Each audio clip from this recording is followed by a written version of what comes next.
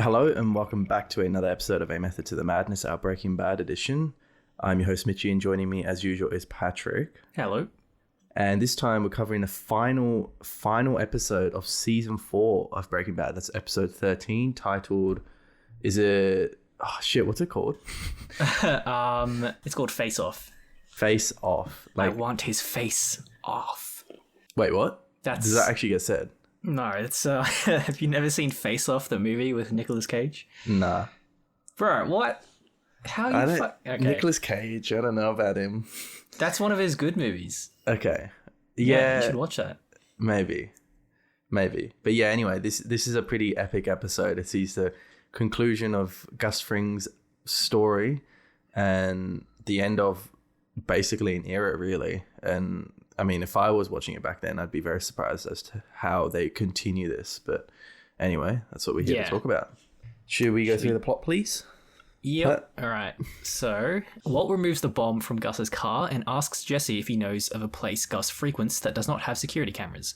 Before Jesse can think of one, he is approached by 2 detectives concerned about his knowledge of ricin, who interrogate him. When Saul arrives as Jesse's lawyer, Jesse tells him of a potential location that Gus goes to that is not well guarded, Hector's retirement home. Walt visits Hector and offers him an opportunity to kill Gus. Hector asks to speak with the DEA, but does not disclose anything to the DEA. However, Gus believes Hector is going to the DEA to tell them about his true identity and visits Hector to kill him, as Walt anticipated. Tyrus inspects Hector's retirement home for any traps, but finds nothing. Gus enters and berates him for supposedly being a coward. Hector breaks out into a rage, repeatedly ringing his bell, detonating the bomb underneath his wheelchair and killing all 3 of them. Walt hears the news of the explosion on the radio and is relieved. Jesse is released from police custody, but is forced to cook meth at the lab at gunpoint. He heads to the lab and kills Gus's 2 henchmen stationed there, and frees Jesse. Knowing that Hank is closing in on the lab, Walt and Jesse burn it down. Later, Jesse tells Walt that Rock will live, and that he was poisoned by lily of the valley berries, which children sometimes eat because of their sweet taste. Although Jesse questions killing Gus, since Gus never poisoned Brock at all, Walt assures Jesse that it had to be done. Walt calls Skylar, who along with the rest of the family is learning of the explosion from the news. Skylar asks Walt if he had caused the explosion and what happened, to which he simply replies, "I won." End of episode. End season. Nice. Yeah. So what do you reckon of this episode as the end of season 4? Yeah, I mean, you know, a lot of people think that this could have worked as the ending to the series. After watching this, I can totally see that. First of all, we're both big fans of the next season 5. Yeah. But the reason it kind of wraps up as it does is because the writers actually didn't know if they were going to get renewed, so they made it so that if they didn't, it could act as an ending. Right. Yeah, and you know that's pretty interesting, right? Like, imagine if it did end like that. Like, there's a lot of things left to the imagination that's, is explored in season 5 and also isn't. Yeah. Because at this point, there's a huge difference in Walt's character from this episode to the next episode, the beginning of season 5. There's just a huge difference. And in this, what we see Walt right now, he's still, I don't know, he's not that menacing still. He hasn't become like the Godfather like we see him in next season. So yeah. So if this was the end of the series, I know the questions that I would think of were like, well, does he continue being, drug kingpin? Does is everything actually over? Does he just live out the rest of his days with his family, just like with the money he's got, like, or maybe he doesn't have because he gave it to Ted or whatever. Yeah. Yeah, like, I don't know. It's just everything kind of wraps up. And I was doing a bit of research, and then people were saying like, yeah, like, if you the first time they're watching this, they really didn't know what season 5 was going to be about, because it just kind of wraps up all the plot lines and all the relationships so neatly. What about you? I think it does work fine as a conclusion. I mean, you're right. Like, there's plenty of questions left unanswered, and would have been an unsatisfying ending for Breaking Bad, but it's still all right. But honestly, if AMC had actually decided to not continue Breaking Bad after this season, that would be symbolically the worst decision they would ever make. Like, so I'm glad they continued it anyway for their sake and everyone's sake. Yeah. But yeah, I mean, I guess when you're a TV writer, you just got to think about the seasons, don't you? Just kind of a weird way to be making like a show or a movie, you know, like, you know, you don't get that in film really, I guess. Yeah. You know, okay, do you know about the ending of The Sopranos? No. No, okay. This kind of, okay, yeah, because this kind of reminded a spoiler. me... Sorry? Is it? Is it a spoiler? I mean, yeah, it's the ending of The Sopranos. It's definitely a spoiler, but I haven't seen The Sopranos. I just know about the ending. And all I'll say is that the ending shot of the Lily of the Valley, because, you know, like, Walter's like, I won. And as I was saying, like, we still kind of see Walter in this particular light. He's not very, you know, menacing yet. And then that last shot of the Lily of the Valley, it just implies a lot, you know. I think that's what would have worked so well if it did end here, is that, you know, like, vagueness, like, fuck, like, he actually because you're not sure. Yeah, but I remember when I watched it the first time, I wasn't 100% convinced that he did it. I don't know why. Like, obviously you're meant to believe that he did it, but I just believe that Brock kind of ate it, maybe, legit, because I didn't want to believe that Walt would do that. So up to that point, right, like, Walt isn't really that bad. Like, he hasn't done many terrible things. So you know, as a first time viewer, you could, like, believe maybe he didn't do it.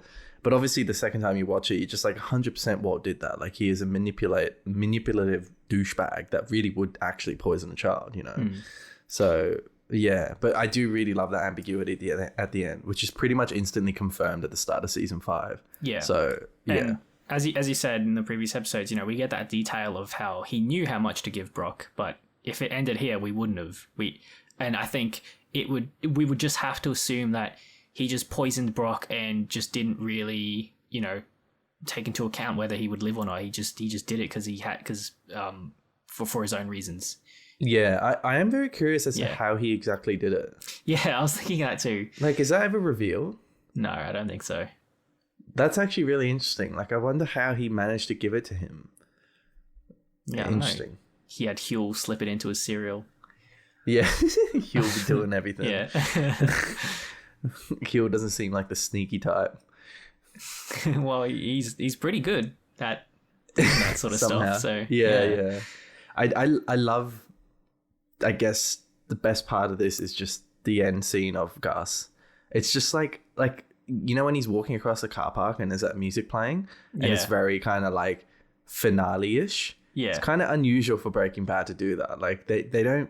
The way they kind of make the show is like, it almost doesn't take itself too seriously sometimes, which ends up resulting in you taking like a lot of the values and what it's trying to say about like drug usage a lot more strongly, because it doesn't, you know, there's no, like, the music in Breaking Bad, it typically tends to be like just actual pop music, like popular songs, or the cinematic music in it, like the soundtrack is kind of like not really like orchestral or anything like that. It's just, you know, it doesn't feel in a way like cinema, I guess, with, how do you put it? Like it doesn't commit as much to gravitas as it's like a capital C cinema movie would.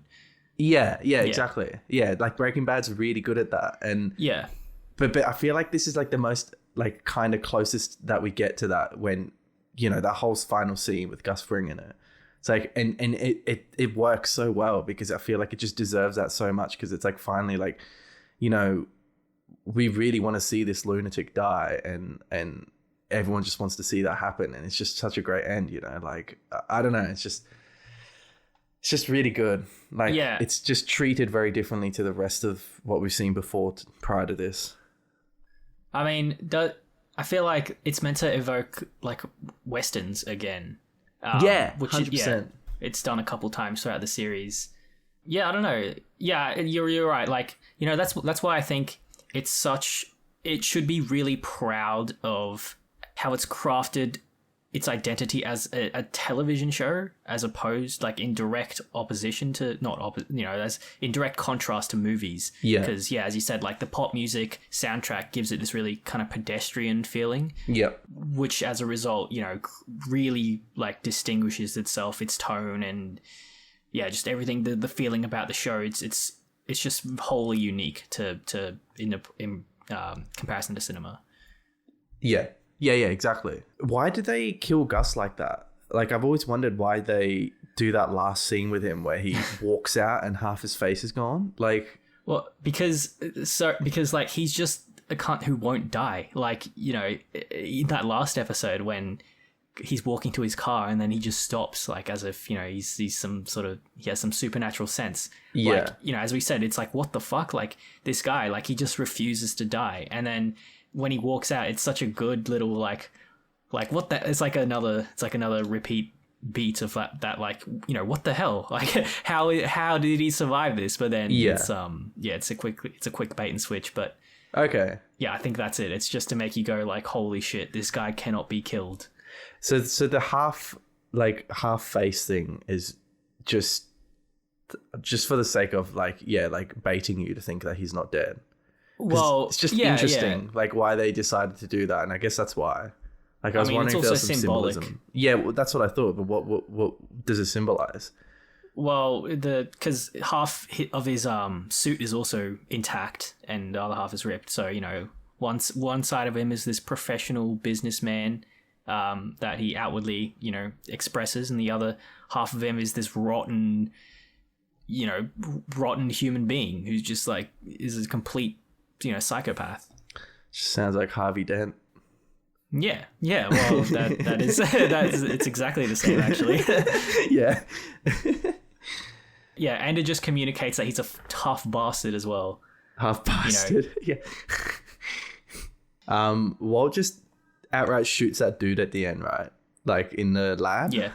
Yeah. Like we kind of gloss over that in the episode, but he hasn't killed many people, so this is kind of significant. Like, has he? Oh no, he has shot a dude. He shot that dude when they ran him over, but still, it's kind of like, it's almost just trivializing Walt killing people, which I guess is the point. You know, like he's getting used to it. But yeah, I think that's exactly it. He is getting used to it. Yeah, he just does it so immediately. 3 people. Yeah. Yeah. It's a good, like, you know, this show is so good at showing you stepping stones to becoming a real murderer, and like. Yeah, this is just another one of those steps. Yeah, exactly. Yeah. And then speaking of, you know, when Walt makes his neighbor go into his house to check the old lady. Check. Yeah, that's so funny. Do you reckon like he, you know, when he gets the call from Becky, he's like, he has a sigh of relief? You reckon that's because he was afraid for her safety, or it's because if they killed her, then there would be an incident at his house, and that would cause suspicion? I don't know, eh? Yeah, with Walt, yeah, exactly. Like, honestly, like, I mean, the fact that he asked someone to do that clearly indicates that he's willing to put innocent people's lives on the line. Yeah, you know, which is a step down the wrong path. Like, it's actually pretty, like, it's good that you raise that, because that is kind of like a critical step for him, really, like a critical scene where it indicates to you that he is going down that path of murder and destruction. Because as soon as you kind of ask people to do that you know are innocent, I don't know, it's not good. Do you find it like really funny though? Like, just how polite Walter is, just, you know, putting on that neighbor, like friendly neighbor act. And he's just so clearly, like, you know, putting this old lady at risk of being shot.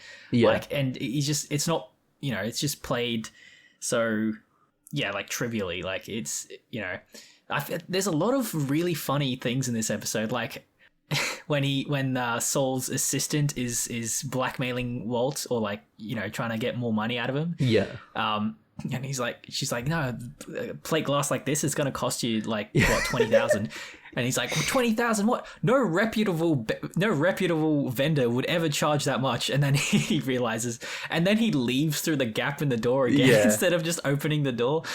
Yeah. And then there's that other bit of when Gomez is telling Hank, we've got Hector Salamanca at the office. He's only going to speak to you. And then Marie's like, no, there is no way you were going down there. End of story. And then it just hard cuts to the ASAP dude going, thanks for coming down here, Hank. It's such a good edit. That one. It really is. Yeah. Also, just Hector doing his usual Hector shit with the DEA. fuck you, you know, but not actually spelling it out. It's like, we get it. Like, it's just so funny. What a plan, I though. love... Yeah, I know, it's good. It's really clever. Yeah. I guess the only maybe implausible things that they don't see the bomb on Hector's chair. I mean, yeah, when it shows it to us, it can't. It seems pretty out in the open, but maybe it's not. I don't know. Well, I don't think. Yeah, I was thinking about that too. But Tyrus goes around with that little detection thing. But that detection thing is actually for detecting recording devices, like cameras and microphones, because they don't want. They think that Hector is with the DEA and being a what do you call it? What do you call the people that wear like a wire for the police? Informants. I guess, yeah. That's like the proper like name. Undercover people. Yeah, and they probably think he's doing that, right? So they're trying to collect evidence on Gus Fring. So he wouldn't have brought in a bomb detector, because that's probably the last thing you'd expect. Because A, Hector seems like he's betraying them to the DEA, and B, you wouldn't expect Hector to just outright blow himself up too. You know, like it's a good point. So I think it's kind of believable. It's just funny because it's like, it's Gus's hubris that kind of contributes to his death in the end, because he could all they need to do is kill Hector, right? Like, that's why he went there, and he could have just asked Tyrus to do it, but he needs to be there for that. He needs to be there to be the one that kills Hector, you know, because of their not silly, but their feud, their vendetta. Yeah. Well, I mean, I feel like it's of course Gus would have to kill Hector, man. He killed Max. Of course Gus has to be the one. True. Couldn't have ended no other way. I don't know. It's just in a time of such like stresses and you know, Gus is being he's being targeted, you know, like he could die. I don't know. I'd be a little bit more careful, but anyway. It just seems a little blind, that's all. But it's acceptable blindness. Like, even though it's Gus Fring and he's like a fucking clairvoyant with this kind of shit, it's like the one thing I can overlook, or he could overlook, and I, you know, accept that he could actually do that because he's so angry. Yeah, no, definitely. Yeah. Great episode. It is. All right. You got anything else? Nope. All right, let's move on to the next episode, I guess. Yeah, you got to wrap this one up. Yeah. Thanks for listening to this one. Join us for the introduction of the final season and basically the beginning of the end of the Breaking Bad edition for our podcast. Exciting. See ya. A crippled little rata. What a reputation to leave behind.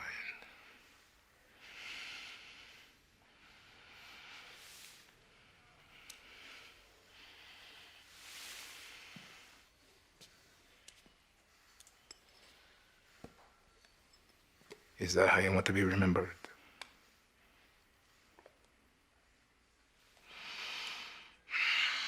Last chance to look at me, Hector.